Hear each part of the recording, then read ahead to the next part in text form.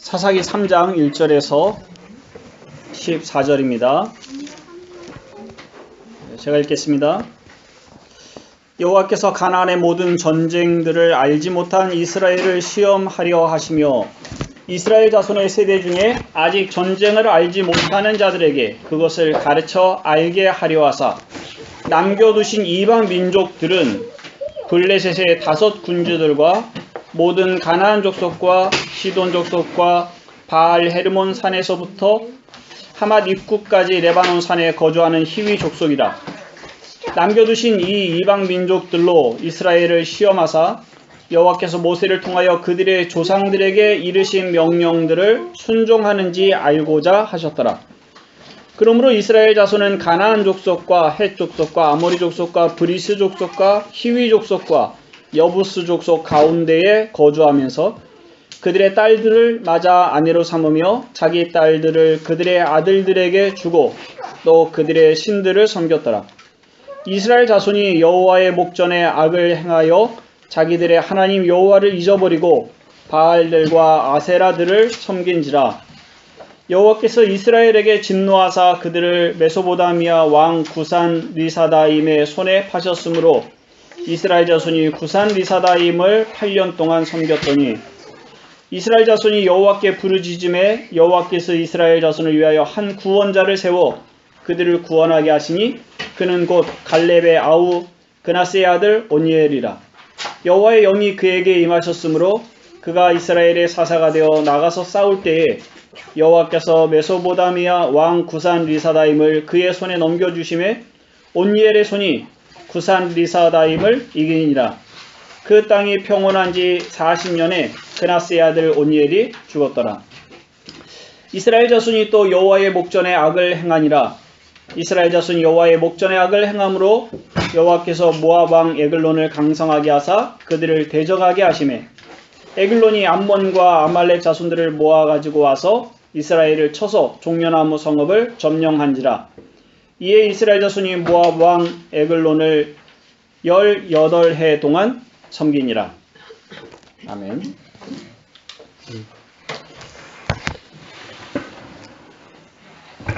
예수를 믿기만 하면 천국에 간다는 한마디 말이 기독교인의 삶을 다 담아내기에는 턱없이 부족합니다.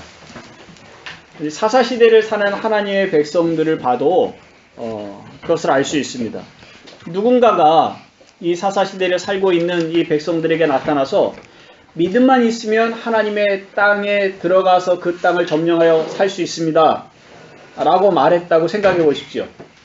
그러니까 그들은 믿음으로 이 약속의 땅에 들어와 있습니다.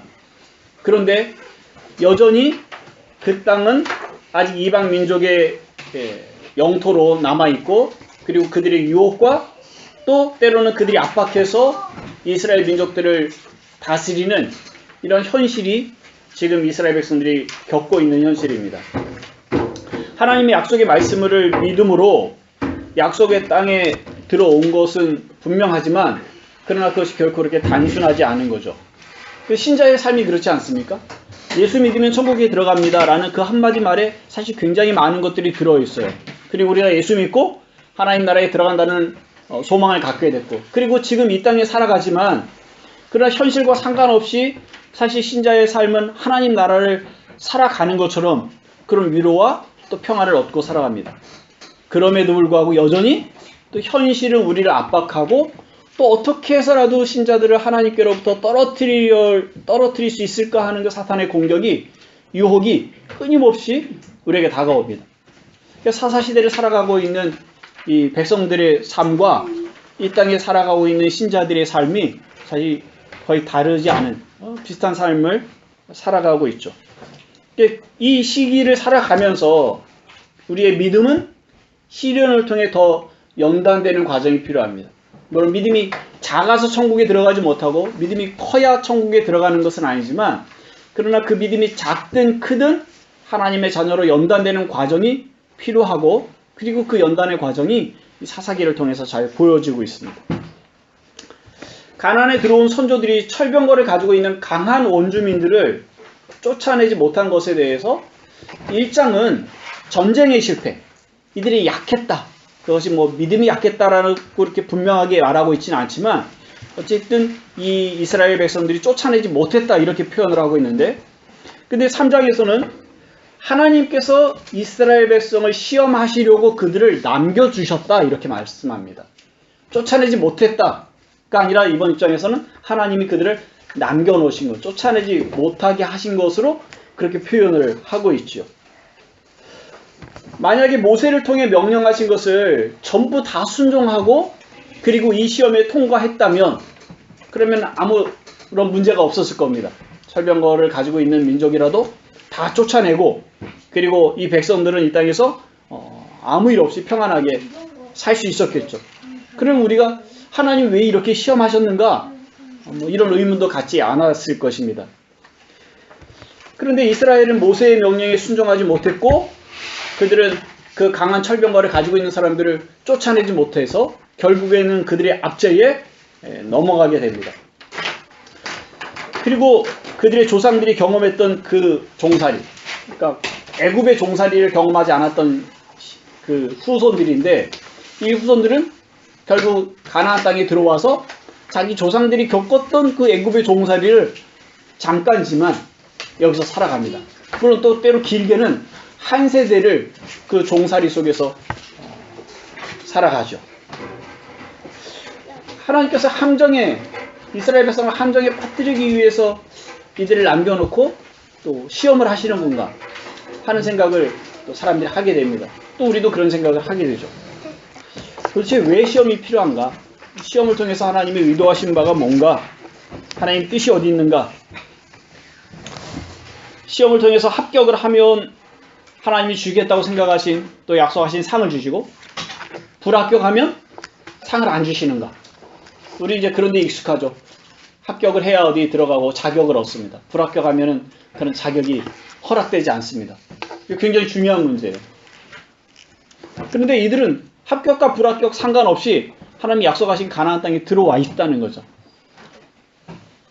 만약 그들이 불합격해서 하나님이 그들을 내치셔서 너희는 내 백성 아니야, 이러다면 사실 굉장히 곤란한 일인데 불합격을 함에도 불구하고 여전히 하나님의 백성이고 그들은 하나님께 부르짖어 하나님의 은혜를 또 받습니다.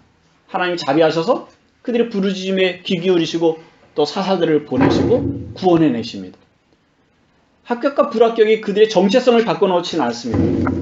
그러나 그들은 그 합격과 불합격 사이에 여전히 믿음의 연단을 받고 또 하나님이 그들의 죄를 책망하시고 징계하시는 것을 견뎌내야 되는 거죠.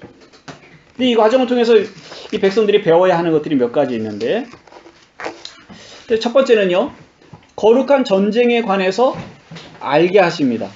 2절에 있는 말씀, 3장 2절에 있는 말씀을 보면 이스라엘 자손의 세대 중에 아직 전쟁을 알지 못하는 자들에게 그것을 가르쳐 알게 하려 하사 남겨두신 이방 민족들은, 전쟁을 알지 못하는 자들에게 전쟁을 가르쳐 알게 하시려고 그 이방 민족을 남겨두셨다고 말하고 있습니다. 이스라엘은 전쟁 가운데 살고 있습니다. 그들이 그 땅의 주민들과 결혼 관계로 묶여 있고 그래서 평화롭게 살고 있다고 혹 생각할지 모르겠지만 사실은 영적 전쟁 가운데 있죠. 그리고 평화롭다고 생각하는 중에 가나안의 우상의 그 문화와 세계관이 이스라엘 백성을 서서히 공격하여 들어와서 결국 그들을 사로잡습니다. 단지 영적인 문제가 아니라 그들의 삶까지도 그들의 노예로 전락하게 됩니다. 이스라엘 백성들은 그 땅의 신과 그 땅의 문화에 항복하여 종으로 살아가게 되는 것이 이들이 겪게 되는 상황입니다. 근데 그 전쟁, 이들이 겪고 있는 이 전쟁은 처음부터 힘으로 되는 것이 아니었습니다. 우리에게 속한 전쟁도 마찬가지입니다. 힘으로 하는 일이 아닙니다. 이스라엘 그 백성들 조상이 과거에 했던 그 전쟁들을 되짚어 본다면 그들이 강했기 때문에 이긴 전쟁은 하나도 없어요. 사실 그들이 강했던 일도 없고요. 이스라엘이 애굽에서 나와서 광야에서 만난 첫 번째 전쟁, 첫 번째 적은 아말렉입니다. 아말렉 족속과의 전쟁에서 모세는 산에 올라가서 하나님께 기도하고 여호수아가 군사들을 이끌어서 아말렉과 전투를 벌입니다. 다 아시는 것처럼 모세의 손이 하늘로 올라가면 여호수아가 이기고, 모세의 손이 너무 힘들어서 아래로 내려오게 되면 여호수아가 지고, 그 자리 옆에 있었던 두 사람이 모세의 팔을 하늘 향해서 들어 올리죠. 자기들의 어깨에 받쳐서 들어 올립니다. 근데 그 단순한 행위가 하나님이 이스라엘 백성을 이기게 하십니다. 여호수아가 모세의 팔이 들어 올려져 있는 동안 계속 싸워서 아말렉을 무찌르고 전쟁에 승리하게 합니다. 팔이 올려져 있다는 이 의미는 하나님께 도움을 요청하고 있다는 것에 대한 상징적인 모션입니다. 팔이 내려와도 기도는 되지요. 그렇지만 보다 우리가 분명하게 그것이 기도의 행위고 하나님의 도움을 구하고 있다는 것으로 분명히 전달이 됩니다. 그러니까 그 싸움은 영적인 전쟁이었고 그 전쟁이 전적으로 하나님께 속해 있다는 것을 우리에게 보여주고 있습니다. 시편은 우리가 대적에게 둘러싸여 있는 그런 세상 속에 있다는 세계관을 가지고 있습니다. 그래서 우리에게 그 시편을 통해서 계속 우리가 어떤 삶, 어떤 상황 속에 살아가고 있는지를 일깨워주고 있죠. 시편 3편 말씀을 보면 시편 1편, 2편, 3편 다 시편 전체에 대한 서론에 해당되는 그런 주제를 담고 있습니다. 3편 1절, 2절 보면 여호와야 나의 대적이 어찌 그리 많은지요. 일어나 나를 치는 자가 많으니이다. 많은 사람이 나를 대적하여 말하기를 그는 하나님께 구원을 받지 못한다 하나이다. 이렇게 대적에 둘러싸여서 하나님께 도움을 구하는 그 시인의 기도가 담겨져 있습니다. 이것은 다윗이 압살롬을 피할 때에 지은 시인데 시편 구석구석에 대적에게서 도와달라고 하는 그런 시들이 담겨져 있습니다. 우리가 살아가고 있는 이 신자가 살아가고 있는 이 세상이 대적에게 둘러싸여 있는 세상이라고 보여주고 있는 거죠.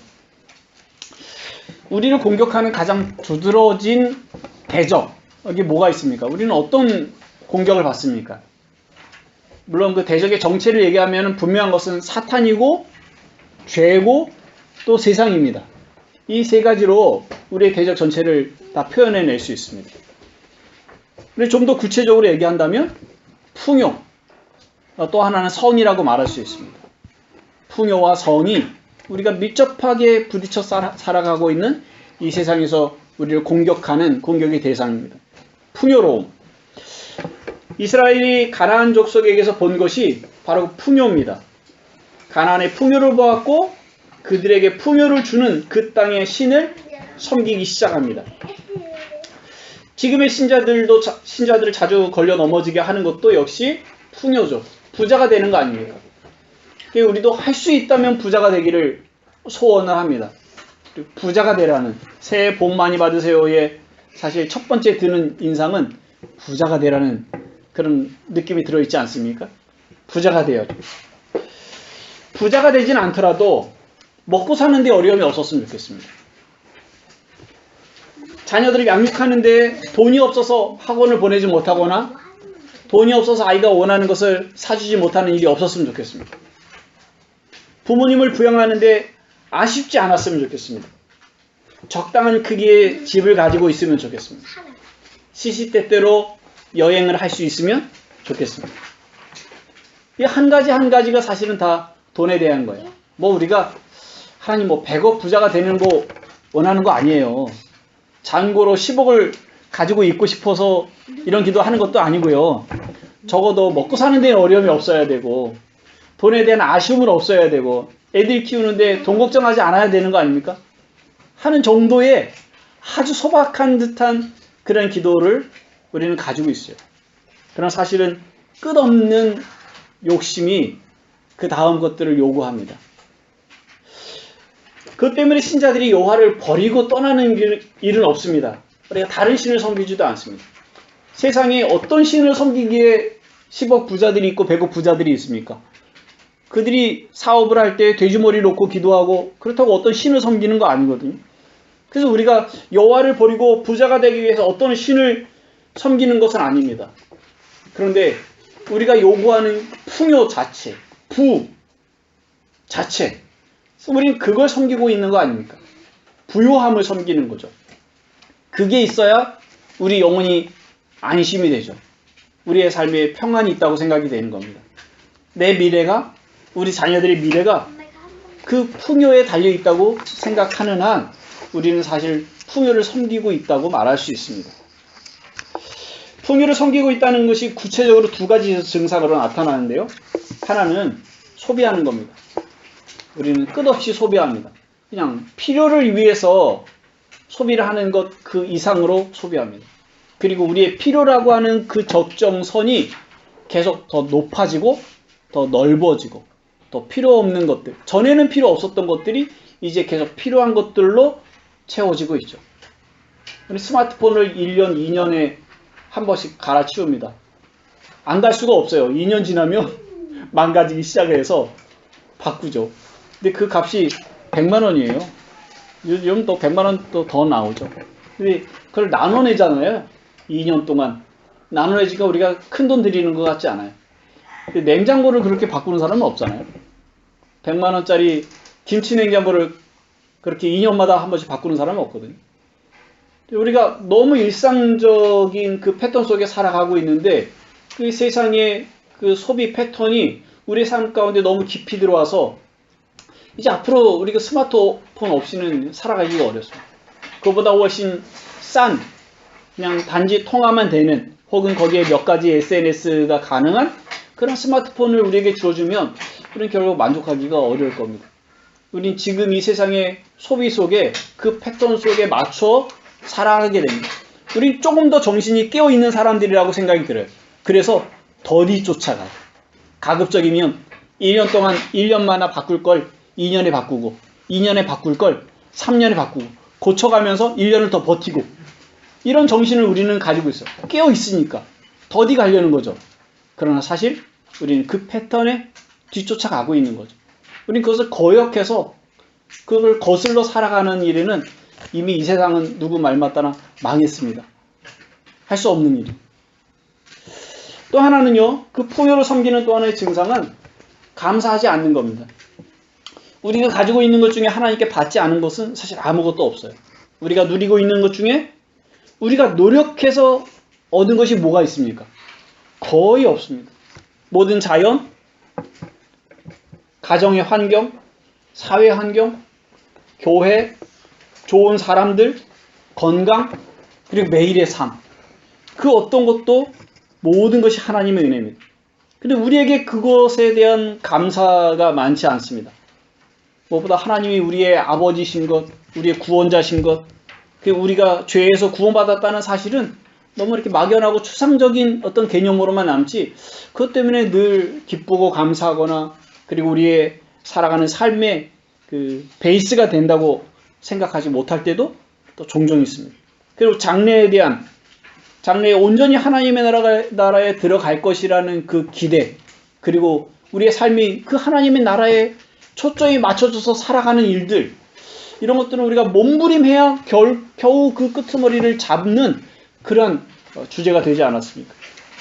매일의 삶 가운데서 부딪혀지는 일들에 대한 감사나 혹은 만나는 사람들에 대한, 사랑하는 사람들에 대한 감사, 이런 것들 또한 우리에게 희박해져 가고 있죠. 무엇인가 채워져야 감사가 나오고, 필요가 채워질 때 감사가 나오고, 기도했던 것에 대한 응답이 있어야만 감사가 있지, 하나님이 우리의 삶에 늘 함께 하시면서 부으시는 그 은혜에 대한 깨달음, 그것을 발견하는 것을 통해서 감사하는 것은 우리에게 매우 희박한 일이 되어 버렸습니다. 풍요와 더불어서 이 시대의 대적은 성입니다. 이스라엘 백성들이 자기의 딸들을 이방인에게 주고 이방인의 딸들을 또 자기 아들들의 부인이 되게 했습니다. 그거는 어떤 면에서는 정치적으로도 그럴 수 있어요. 고대로부터 평화 협정을 맺는 방법이지 않습니까? 왕자들을 주고 또 공주를 데려오는 방식으로, 그럼 내 가족과 같은 저 족속을 칠 수가 없는 거죠. 그래서 평화를 위장하는 방법으로 결혼을 선택합니다. 아마 가나안 사람들과도 비슷한 생각을 했을지 모르겠습니다. 만약 우리가 저들의 딸을 데려오고 아들을 준다고 하면, 그러면 저들이 우리를 치지 않을 거야, 우리의 뒤통수를 치지 않을 거야 하는 생각을 아마 서로 했을지도 모르겠습니다. 그러나 거기에 또한 평상시에 보지 않았던 그 얼굴 그리고 그 몸매들을 보면서 서로가 탐하는 마음들이 아마 젊은 사람들에게 있었을 겁니다. 그것이 결국에는 서로 혼인을 하는, 서로 혼인으로 연합하는 일들이 이들에게 있었습니다. 근데 지금 우리의 청년들과 지금의 문화는 물론 우리가 그 시대의 결혼 문화 외에 어떤 성적인 문란함이 있었는지는 다 알지 못하지만 우리가 우리의 살았던 시대의 과거와 현재를 비교해 볼 때 지금의 성문란함이 가장 앞서 있죠. 청년들이 결혼하기 전에 잠자리를 갖는 것이 너무나 쉬운 일처럼 공개되어 있고 TV에서조차도 그런 일들을 노골적으로 표현하는 드라마의 내용들이 너무나 많습니다. 과연 이것이 채워질 수 있는 문제인가? 그 성적인 욕망이 채워지는 문제인가? 그렇지 않죠. 결혼 전에 성적인 문란함은 청년들의 특히 신자들의 신앙과 그들의 정서에 심한 상처를 남기고 그리고 경건한 가정을 세우는데 치명적인 약점들을 만듭니다. 특히 회심하지 않은 사람들과의 결혼으로 인해서 오래도록 영적인 씨름을 하게 되는 일들이 있습니다. 우리가 겪는 풍요와 또 성의 이 우상을 섬기면서 기대했던 만족과 평화를 누리고 살아간다면 우리 하나님을 버리고 죄에 빠져 죽게 되겠죠. 그런데 우리가 때로 풍요를 섬기고 때로 성적인 그 대적에게 우리가 우리의 삶을 맡기는 일이 있다 할지라도 하나님께서 우리를 완전히 버리지 않기로 하나님의 자녀들을 포기하지 않기로 작정하셨기 때문에 하나님의 신실하심이 우리를 놓지 않으시기에 우리를 그들의 손에 붙여놓으시고 우리를 더 괴롭게 하십니다. 이스라엘이 가나안의 우상을 섬기면 풍요를 얻게 될 줄 알았어요. 그런데 오히려 그들의 압제에 종이 됩니다. 그들의 여인과 결혼하면 평화롭고 만족할 줄 알았어요. 그런데 오히려 그들의 종으로 살아가게 됩니다. 우리가 누리게 되는 것도 마찬가지입니다. 우리가 부러워하며 따라가는 이 땅의 풍요가 우리를 가난하게 합니다. 우리를 절망스럽게 합니다. 우리의 갈증을 해결해 주지 못합니다. 만족을 얻고자 하는 성 때문에 깊은 괴로움에 오히려 빠지게 됩니다. 그것이 신자들이 하나님께서 우리를 그 대적의 손에 붙여서 괴로움을 당하는 바로 그 일이 우리에게 일어나고 있는 거죠. 그래서 이 전쟁, 이와 같은 전쟁이 우리에게 일어나고 있다는 사실을 아는 것 자체가 사실은 중요한 일이고 하나님께서 그 시험에 우리를 붙이신 이유입니다. 두 번째는요. 그 시험을 통해서 우리가 배워야 하는 것은 우리의 약함입니다. 약함. 사사기를 통해서 계속 배우게 될 내용입니다. 4절에 보면 3장 4절입니다.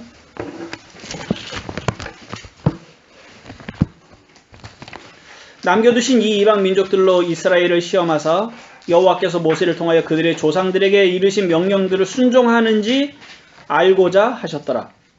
모세의 명령에 순종하는 자 알고자 시험하셨다 이렇게 말씀하는데 과연 그 명령이 쉬운 것입니까? 이 지금 후손들 여호와를 알지 못하는 후손들인데 이 앞세대 여호수아와 함께 가나안 땅에 들어왔던 하나님의 역사를 경험했던 그 조상들조차 여호와의 명령에 온전하게 순종하지 않습니다. 그래서 철병거 가지고 있는 족속들을 쫓아내지 못합니다. 그런데 여호와를 모르는 세대의 사람들은 여호와의 명령을 순종할 수 있겠습니까? 훨씬 더 약한 사람들이죠. 훨씬 더 믿음이 적은 사람들이에요. 그들은 순종할 수 없습니다. 만약 우리가 앞에 있는 말씀을 여러분들이 들으면서 나는 풍요의 신을 좋지 않을 거야. 나는 성적으로 타락한 이 세대를 따르지 않을 거야. 나는 그렇게 할 수 있어. 혹시 그런 각오와 결단을 하셨습니까? 그런 결단을 할 수 있습니다. 그러나 우리는 쉽게 그렇게 말씀에 순종할 수 있는 사람들이 아닙니다. 이미 말씀드린 것처럼 우리가 이 소비 패턴에 쫓아가지 않으려고 몸부림할 수는 있으나 우리는 그 패턴의 꽁무니에 따라가고 있는 신자들인 거죠. 결국 우리는 어떤 부분인가 늘 실패를 합니다. 늘 갈망하고 저것 좀 사야 내가 좀 마음이 채워질 텐데, 그게 있어야 좀 풍요로워질 텐데, 그게 우리 자녀들에게 좀 제공이 돼야 우리 아이들이 이 세대를 좀 주름 잡는 혹은 뒤처지지 않는 그런 삶을 살아갈 텐데, 그 무엇인가 그 조마조마한 마음을 가지고 살아가는 것이 과연 하나님을 신뢰한 그리고 믿음으로 사는 삶이라고 얘기하기 어렵지 않습니까? 우리는 늘 그 갈등 안에서 왔다 갔다 하고 있잖아요. 순종하는 사람이라고 얘기하기 어렵거든요. 많은 이 시대의 청년들이, 많은 가정들이 성적으로 어려움을 겪고 있습니다. 포르노 혹은 그런 음란물을 접하지 않는 남자들이 과연 있을 수 있나? 그렇지 않죠. 너무 많이 노출이 돼서 우리는 그 피하여 살아갈 수가 없죠. 거기에 눈 돌리지 않고 살아가기가 어렵습니다. 그럼 나는 건강하고 깨끗한가? 나는 순종했어? 이렇게 말할 수 있습니까? 아무도 없는 거죠. 나는 말씀을 잘 지키고 온전히 순종했습니다. 그걸 과연 하나님께서 요구하시는가? 우리가 그 모세의 말씀에 순종하는가 순종하지 않는가 보려고 하셨다는 것은 우리가 그 말씀에 실패하는 인간으로 어떤 자세로 하나님 앞에 서는가 하는 것을 보시는 거지, 100점짜리냐 80점짜리냐 50점짜리냐 점수 매기려고 하시는 것은 아니거든요. 고린도서 1장 30절 29절 말씀에 아무 육체도 하나님 앞에서 자랑하지 못하게 하려 함이라, 그런 말씀이 있어요. 아무 육체도 하나님 앞에서 자기를 자랑할 수 없어요. 그런 거기서 얘기하고 있는 문벌, 학벌, 그런 세상의 배경만을 말하는 것이 아니라 그 어떤 신앙적 각오와 열심과 헌신과 또 윤리적인 도덕적인 온전함 또한 마찬가지입니다. 그 어떤 사람도 하나님 제가 이렇게 했습니다 하고 하나님 앞에 설 수 없어요. 우리가 일주일마다 교회 와서 우리의 지난 삶을 돌아보고 또 죄를 회개합니다. 회개할 때마다 내가 또 일주일 동안 이런 죄를 졌어 하는 자괴감을 갖습니다. 정말 내가 신자가 맞아? 하나님 은혜를 받은 사람 맞아? 그런데 만약에 한 주 동안 정말 괜찮게 생활했습니다. 아무리 생각해도 죄 지은 일이 없어. 그러면요, 어떤 마음이 들죠? 나는 죄 없이 하나님 앞에 왔어요. 이렇게 우리가 고백할 수 있는 겁니까? 과연 내가 죄 없이 흠 없이 하나님 앞에 나왔다고 말하면서 하나님 앞에 설 수 있는 사람이 있겠어요? 아니죠. 오히려 그 교만함이 그의 죄인 것을 알지 못하죠. 사실 우리는 죄가 있을 때 오히려 그리스도를 필요로 하고 십자가를 붙들고 하나님의 보좌 앞에 담대히 나아갈 수 있는 길을 얻는 것인데, 근데 우리가 죄 없이 나왔다고 고백할 때 우리는 사단의 올무에 걸려서 하나님 앞에 교만한 자로 서게 되는 것입니다. 두 가지입니다. 내가 죄 있다라고 알고 오는 것, 그리고 죄 없는 사람인 줄 알고 서는 것. 우리는 항상 죄인으로 내가 알고 있는 죄가 있든 혹은 내가 스스로 짓지 않아서 혹은 모르고 지은 죄들로 어떤 죄를 졌는지 알지 못하나 여전히 죄인이라는 사실을 인정하고 하나님 앞에 나오든, 우리의 연약함을 가지고 하나님 앞에 나올 수밖에 없고요. 고린도서 1장 30절에 너희는 하나님으로부터 나서 그리스도 예수 안에 있고 예수는 하나님으로부터 나와서 우리에게 지혜와 의로움과 거룩함과 구원함이 되셨으니 기록된 바 자랑하는 자는 주 안에서 자랑하라 함과 같게 하려 합니다.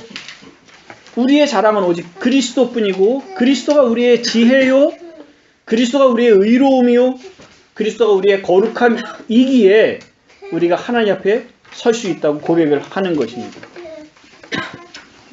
이스라엘을 구원하시려고 하나님이 사사를 보내시는 장면이 3장 후반에 등장하고 그게 시작이 됩니다. 첫 번째 사사는 온니엘이에요. 근데 온니엘은 1장에 나와 있었어요. 갈렙과 관련되어 있어요. 갈렙의 사위였어요. 근데 온니엘은 별로 흠이 없는 사람입니다. 이스라엘 백성이 하나님 앞에 도움을 요청할 때 온니엘이 등장해서 믿음으로 그들을 구해냅니다. 흠이 없는 사람입니다. 그 다음에 등장한 사람은 에웃이에요. 에웃에게 어떤 흠이 있는가, 도덕적 흠이 있는 것처럼은 나오지 않아요.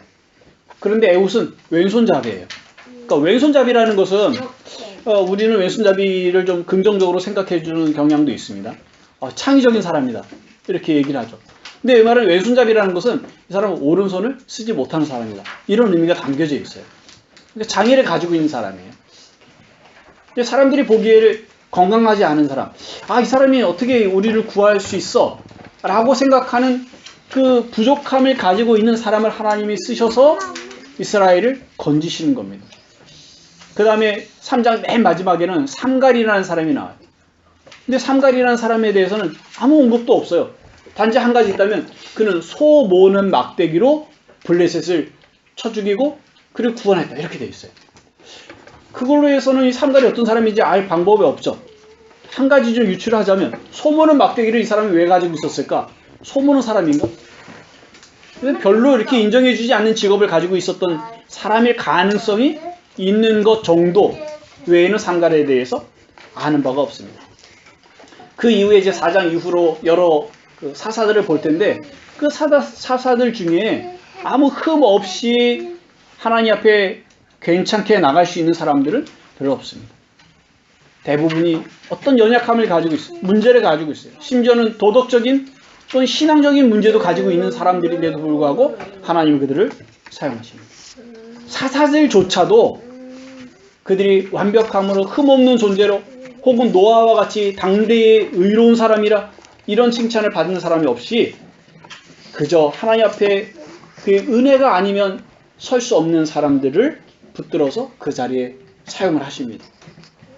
근데 우리 또한 온전함으로 하나님 앞에 영광을 돌리는 것이 아니라 이 시험의 과정을 살아내는 것, 그래서 믿음의 연단을 받아서 견고해지는 그 과정에 있는 그 자체만으로 신자가 살아가는 삶에 의미가 있고 또 그 속에서 하나님을 영화롭게 하고 하나님을 즐거워하는 법을 배워가는 것입니다.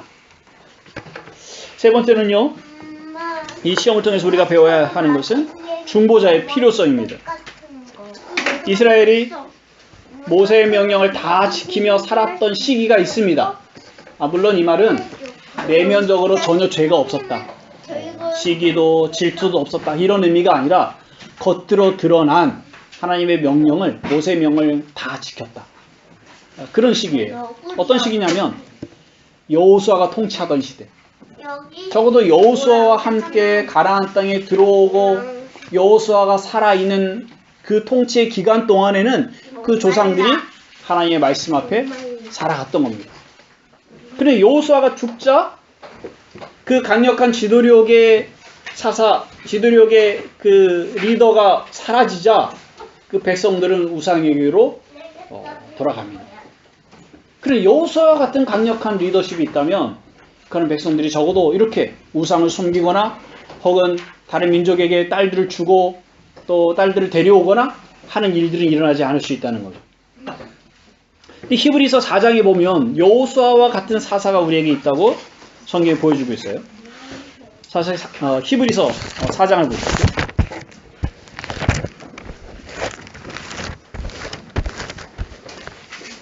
히브리서 4장 8절 9절인데요. 만일 여호수아가 그들에게 안식을 주었더라면 그 후에 다른 날을 말씀하지 아니하셨으리라. 그런즉 안식할 때가 하나님의 백성에게 남아 있도다. 여호수아와 함께 가나안 땅에 들어왔는데 그 땅에 들어온 것이 참된 안식이라면 그러면 더 이상 안식이 필요 없다는 거죠. 그런데 그렇지 않다고 말을 하고 있는 겁니다. 10절에 이미 그의 안식에 들어간 자 하나님이 자기의 일을 쉬신 것 같이 그도 자기의 일을 쉬느니라. 그러므로 우리가 저 안식에 들어가기를 힘쓸지니 이는 누구든지 저 순종하지 아니하는 본에 빠지지 않게 하려 함이라. 우리에게는 여전히 들어갈 안식이 남아있고 그 안식에 힘써야 한다고 말합니다. 그런데 어떻게 그 안식이 들어가느냐면 14절인데요. 그러므로 우리에게 큰 대제사장이 계시니 승천하시니 곧 하나님의 아들 예수시라. 우리가 믿는 도리를 굳게 잡을지어다. 우리에게 있는 대제사장은 우리의 연약함을 동정하지 못하시리가 아니요 모든 일에 우리와 똑같이 시험을 받으시니로되 죄는 없으시니라.